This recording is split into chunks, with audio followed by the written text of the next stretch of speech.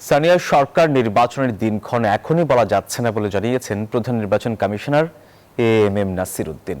দুপুরে রাজধানীর আগারগাঁওয়ে নির্বাচনী প্রশিক্ষণ ইনস্টিটিউটে এক কর্মশালায় এসব কথা বলেন তিনি। বলেন, স্থানীয় সরকার নির্বাচনে সহিংসতার সংখ্যা বেশি থাকে, তাই আইন শৃঙ্খলা বাহিনী সহ সংশ্লিষ্টদের সমন্বয়ে পরিকল্পনা করছে কমিশন। আরও বলেন, জাতীয় নির্বাচনের থেকেও স্থানীয় সরকার নির্বাচন ভালোভাবে করতে চাইছি।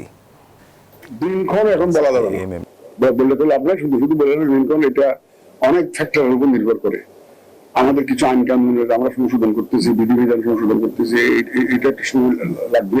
শুধু আমার ইলেকশন কমিশনের একার প্রস্তুতি না, এই সমস্ত বাহিনী যারা ইলেকশনে কাজ করবে তাদের প্রস্তুতি তো দরকার আছে, তাই না? তারা এই প্রস্তুতি দরকার হবে। যথাসম্ভব আমরা সবকিছু বিবেচনায় নিয়ে একটা অ্যাপ্রোপ্রিয়েট টাইমে যাতে আমরা শুরু করতে পারি সেভাবে আমরা ব্যবস্থা